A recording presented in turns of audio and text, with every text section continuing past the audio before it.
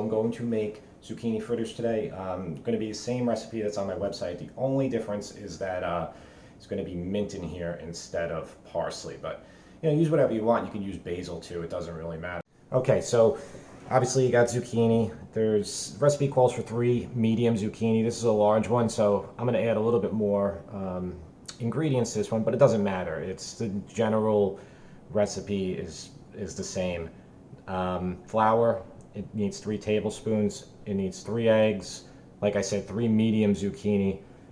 1/4 cup parsley, fresh parsley.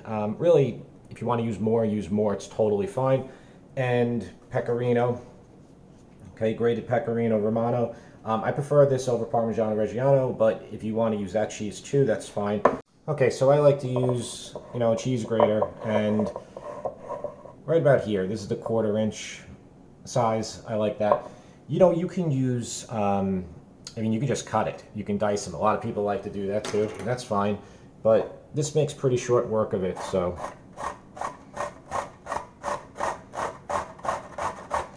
And that's pretty much what you're going to have. You're going to have pieces like that.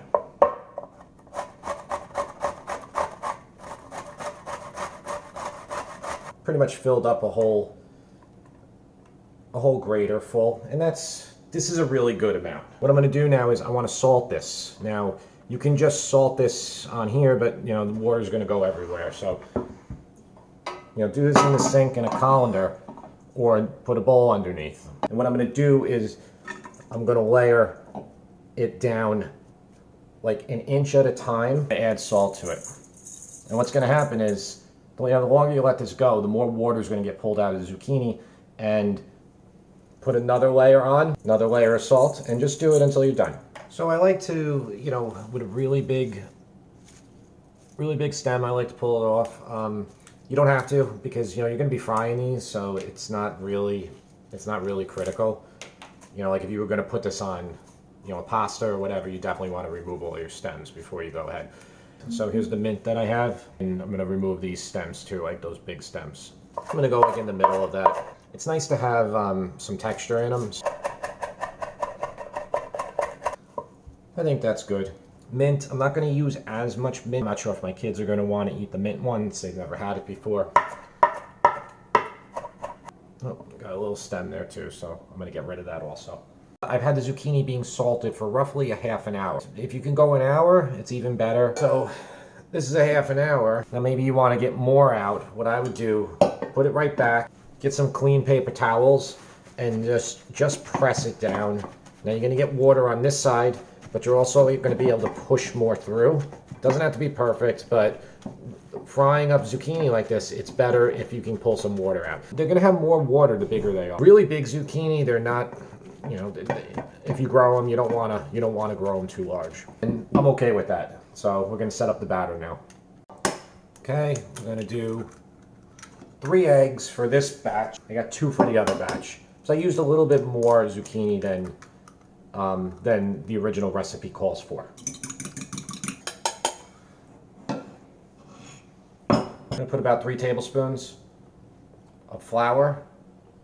Now you can make these gluten-free also. You would use corn starch and you would use half the amount. 1/4 cup Pecorino Romano. We're going to put even more of this and salt on after they come out of the fryer, which is going to make them even better. Do a little bit of pepper, maybe a half a teaspoon.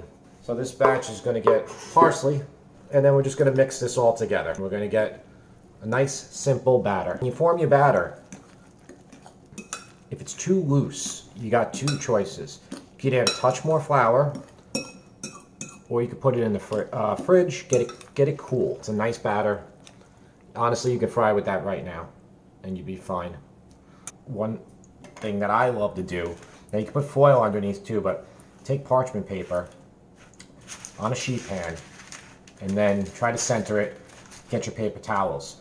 So now when you have this right next to your oil, so when you do your fritters, you put them right on here, you have no mess. Basically, you just roll it all up, and your pan's clean. So it works really well. Also, put your oven temperature on 170, lowest setting it can go, and you can get smaller plates and do this, and as they come out, you can put them, just salt them right away though still, and get them right in the oven, and then they'll stay hot, and so if you're making a big batch, you can eat them all together at the same time, which is nice. So I'm gonna fry on this. Love this little butane burner. This is how I make my tasty videos, that stuff, which I don't like tasty videos. I don't know about you guys. I mean, they're just, I don't know. Anyways, you can fry in this thing, which is a cheap pan from Costco, and it works well. But if you have a cast iron is a little bit better. It's gonna, the oil is not going to vary that much. The temperature's not going to vary as much. So do that if you want. I just realized, so I always fry in canola oil. It's cheaper. You're better off doing it. I ran out, so I'm going to have to put some olive oil in too. So 3/4 inch up. That's it. Okay, ready? See that? We're ready to go. Now, maybe it'll go too high, but we can always adjust. Taking a big heaping tablespoon, make sure they don't touch. For a side, cast iron pan like this, is like a 10-inch. You could get like 5 in here. I think I'm a little warm here. I'm going to turn down a tiny bit. They're going to be nice and golden. They'll be fine. And I like to fry them about 3 to 4 minutes per side. Fish spatula, this works well for this. All right, so I'm going to start flipping. Flip away from you when you're dealing with oil, or if you want to get splashed, flip right towards you. Okay, so I did one batch. They were a little brown. Hopefully this batch won't be as much. Okay, so while I have these going, these are the first batch. Okay, they came out a little brown. They're delicious though. I put salt on them. I already tasted them. And what I would do right now is I would get them right in the oven. Let them stay warm. Or if you got people right around you, let them eat them right now. I might call my kids down now to eat them. Okay, so I finished all the parsley ones. These are the mint ones now. And these I had in the fridge, so they firmed up maybe a little bit more. And the other option too is just to add a touch more flour. But I like the more of like an egg batter to them. I think they taste better that way. It just reminds me how my grandmother made them when I was a kid. Okay, so I think those look pretty much done. So I got my tray.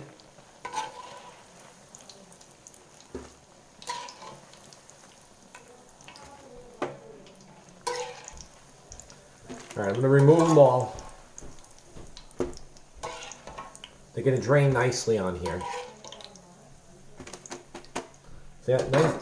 They're nice and warm now, and this is when they can absorb all of that salt, and this is when you want to do it. Okay, so here they are. Alright, so they're all done. I think they came out alright. Real quick. Okay, there they are.